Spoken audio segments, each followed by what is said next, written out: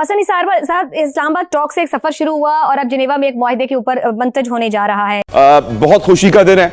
हमें यकीनन फख्र है कि पाकिस्तान ने जो सालसी का किरदार अदा किया अमेरिका ईरान जंग को ख़त्म कराने के लिए, MOU तक पहुंचने के लिए ईरान ने डट के मुकाबला किया है। आपकी नज़र में ये जो बातें हो रही हैं एग्रीमेंट की, ये टेम्परेरी होंगी, परमानेंट होंगी? पता नहीं क्या कर रहे हैं। मैं दरअसल ना इतराफ़ कर रहा हूँ पब्लिकली। देखो, अपने घर में आग लगी हो ना, तो साथ वाली गली में उधर आग बुझाने जाओगे? घर यानी मुल्क के अंदर घमसान की जंग जारी है।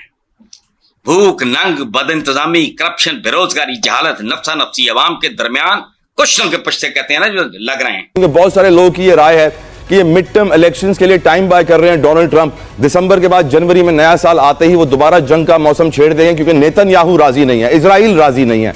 तो अब ये एक सक्सेस, एक बहुत बड़ी कामयाबी पाकिस्तान को मिली है, लेकिन आप क्या एक्सपेक्ट करते हैं इसके नतीजे में? पाकिस्तान को क्या मुआशी तौर पर भी कोई अच्छी खबर मिलनी चाहिए इन ल्यू ऑफ दिस?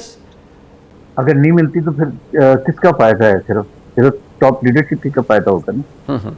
देखिए, जब खिते की सूरत हाल में यूं तो खिते के तमाम ममालिक मुतासर हुए, लेकिन पाकिस्तान सबसे ज्यादा मुतासर हुआ। दूसरे ममालिक ने तो ये किया कि हुकूमतों ने बोझ उठाया, लेकिन पाकिस्तान ने अवाम पे बोझ डाला। तो दोस्तों, आज की वीडियो काफ़ी इंटरेस्टिंग है और आपको सुनने में काफ़ी मज़ा आने वाला है। और जैसा कि आपने इंट्रो में सुना और देखा, इस वीडियो का जो प्रीमाइस है वह ईरान और अमेरिका के बीच MOU डील को लेकर के है। और जैसा कि बताया जा रहा है कि दोनों पार्टी में एग्रीमेंट लगभग हो चुका है और साइन होने बाकी हैं। लेकिन अभी से ही पाकिस्तानी मीडिया ने एक तरफ जहां पे अपनी विक्ट्री डिक्लेयर कर दी है, तो वहीं पर इस वीडियो में साजिद तरार ने जिस ढंग और अंदाज से जो बात की है वह इनफैक्ट खुद साजिद तरार पर ही फिट बैठता है। क्योंकि आप जानते हैं कि आजकल साजिद तरार एक तो इंडिया को आइसोलेट करने और दूसरी ओर कि इंडिया खासतौर से मोदी सरकार नफरत की आग में जल रहा है, ये बातें जिस ढंग और अंदाज से साजिद तरार ने कही है, उससे तो यही लगता है कि ये सारी बातें खुद साजिद तरार पर ही फिट बैठता है। और साजिद तरार भारत से नफरत की आग में और ख़ासतौर से हिंदुओं और मोदी जी के हेट में इतना पगला गया है कि आप नोटिस करेंगे कि साजिद तरार के चेहरे से हंसी का रंग ही उड़ चुका है। लेकिन यहाँ तक कि पाकिस्तान की कोई अच्छी बात करते हुए समय भी साजिद तरार के चेहरे पे रोने का ही अंदाज होता है। तो आइए देखते हैं आज की इस लेटेस्ट वीडियो को।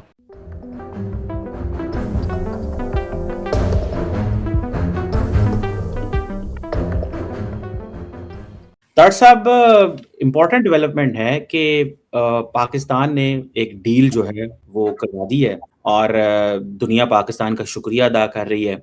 नरेंद्र मोदी साहब ने भी ट्वीट की है कि डील हो गई है, लेकिन पाकिस्तान का जिक्र नहीं किया है, इसको बहुत ज़्यादा हाईलाइट किया जा रहा है। और एक तरफ से तार साहब, इंडिया और अमेरिका के मामलात भी खराब हैं, जिसमें जयशंकर साहब ने प्रोटेस्ट किया कि हमारे बंदे मारे गए हैं और इन डेवलपमेंट्स पे बात करनी थी। लेकिन लार्जली आज तो डील के ऊपर बात करेंगे। पहले तो चलें स्टेप बाय स्टेप में थोड़ा सा उसको आपके सामने रखना चाह रहा था कि दुनिया क्या कह रही है। आपने छेड़ दिया है, चलें भारत के बाद विश्व गुरु ने पाकिस्तान का नाम लेना मुनासिब नहीं समझा। नफरत में इतने पागल हो चुके हैं क्योंकि हालांकि TTP के साथ यारियां हैं और चलें उनसे प्यार है, पाकिस्तान से नफरत है। इन्होंने कुछ लड़ नहीं किया, करेंगे भी नहीं, क्योंकि इनकी सियासत सिर्फ नफरत किस पे है? 225 मिलियन मुसलमान जो बेचारे वहां बैठे हैं, गरीब लोग, उन पे और पाकिस्तान पे अपनी परफॉर्मेंस बेस छोड़कर सिर्फ और सिर्फ नफरत कैपिटलाइज करते हैं। But people are not buying their this crap, this is trash. People have refused it. आज इनकी जीरो क्रेडिबिलिटी मोशन, जाली डिग्रियां दे के यहाँ पे ये जो H1 वीजों पे कहते थे IT स्पेशलिस्ट, वो यहाँ पकौड़े बेचते हैं चीमा साहब। तो अब वो उन्होंने H1 वीजा भी बंद कर दिया, तो वो सारा उन्होंने कहा ये लड़ो, शुगल तमाम। चीमा साहब आगे चलते हैं कि फॉक्स ने आज, फॉक्स से शुरू करते हैं, मेरा फेवरेट चैनल जो फॉक्स, उन्होंने आज कहा जी ईरान की सिक्योरिटी काउंसिल ने अमेरिका की डील को कंफर्म कर दिया है। ट्रंप साहब G7 में जा रहे हैं और अमेरिका ईरान मुआहदा जो जुमे को साइन किया जाएगा। ब्लूमबर्ग ने भी यही कहा है कि डील कंफर्म है और हरमुज जो है, स्ट्रेट ऑफ हरमुज, इसी हफ्ते खुल जाएगा। CNN ने कहा है कि अमेरिका ईरान डील कंफर्म है, लेकिन कई क्वेश्चन किस तरह के हैं? हरमुज खुलेगा लेकिन इजराइल जो है वो लेबनान नहीं निकलेगा, बाकी क्वेश्चन मार्क है। ईरान इस सर्कमस्टांसेस में मूव फॉरवर्ड किस तरह करेगा, ये बाकी एक सवाल।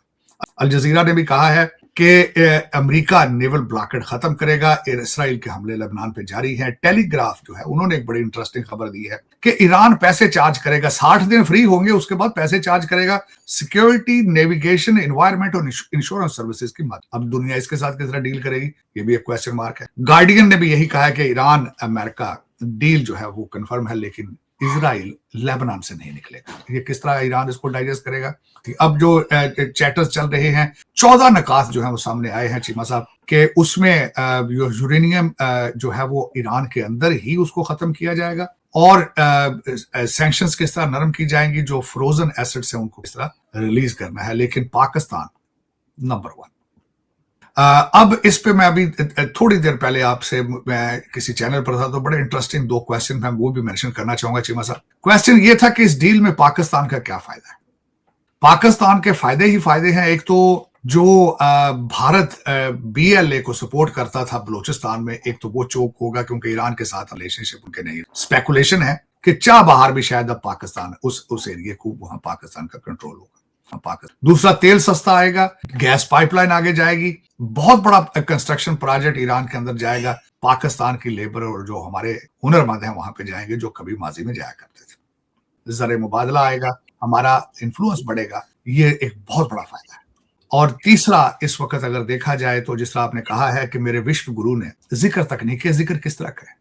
चीमा साहब, पूरी लेगेसी ये थी, इतनी ज्यादा इन्वेस्टमेंट थी कि पाकिस्तान को आइसोलेट करना है और इनको दहशतगर्दी के साथ अटैच करना है, कि पाकिस्तान को एक दहशतगर्द कंट्री, इनको दहशत और वो जो सारे का सारा इनकी हर चीज है वो कंधों के बल, मुंह के बल गिरी। तो नाम निकलता है मुंह से पाकिस्तान। अगला इलेक्शन भी तो जीतना है, अगर नाम ले लें पाकिस्तान का तो वो तो फिर वोट कम हो जाएंगे। खैर, मैं ये समझता हूँ कि ये अब इनकी सपोर्ट कम से कम होती जा रही है। चीमा साहब, मैंने 1-2 दोस्तों को यहाँ बंगाल के इलेक्शन की मुबारकबाद देना चाहिए जो पढ़े लिखे भारतीय थे। आप सोच नहीं सकते कि वो मुंह छुपा, जिस तरीके से पूरी असेंबली खरीद ली जाती है ATM मशीनों के जरिए, मुंह छुपाते फिर रहे थे कि यार इसको हम जमहूरियत नहीं कह सकते। हर बंदा डिसअपॉइंटेड। चलें, तो अब ये एक सक्सेस, एक बहुत बड़ी कामयाबी पाकिस्तान को मिली है, लेकिन आप क्या एक्सपेक्ट करते हैं इसके नतीजे में पाकिस्तान को? क्या मौशी तौर पर भी कोई अच्छी खबर मिलनी चाहिए इन ल्यू ऑफ दिस? अगर नहीं मिलती तो फिर किसका फायदा है? सिर्फ टॉप लीडरशिप का फायदा होगा ना। ये देखे ना, अगर वो किसी और की, मैं ट्वीट पढ़ रहा था कि दिस शुड, मैं ये नहीं कहता कि वो यहाँ पैसे फेंकना शुरू करते हैं, बट हमारा वीजा आवाम के लिए आसान हो जाए मिलना। फॉरेन डायरेक्ट इन्वेस्टमेंट के हवाले से कम एक ऐसा नजर आना शुरू है। बिकॉज ये मैं इसलिए कह रहा हूँ कि मई लास्ट ईयर में जब हमने बहुत जबरदस्त फतह हासिल की इंडिया के खिलाफ, तो उस वक्त फर्स्ट टाइम मुलाकात हुई थी फील्ड मार्शल की प्रेसिडेंट ट्रंप से। और आपको पता है उस वक्त प्रेसिडेंट ट्रंप टैरिफ के हवाले से बहुत बातें कर रहे थे जी। लेकिन हुआ ये कि पाकिस्तान, इंडिया के मुकाबले में पाकिस्तान को खराब टैरिफ मिला, इंडिया को बेनिफिट दिया गया। फिर इसी तरह से उस बात को गुजरे हुए तकरीबन 13 महीने हो गए, पाकिस्तान की एक्सपोर्ट्स यहाँ से कम हुई हैं और काफी हद तक कम हुई हैं। ये इसी तरह से वहां से जो इन्वेस्टमेंट आती थी वो बहुत हद तक कम हुई है। तो व्हाट इज द बेनिफिट? हमने पूरा साल सुन लिया तारीफें तारीफें तारीफें,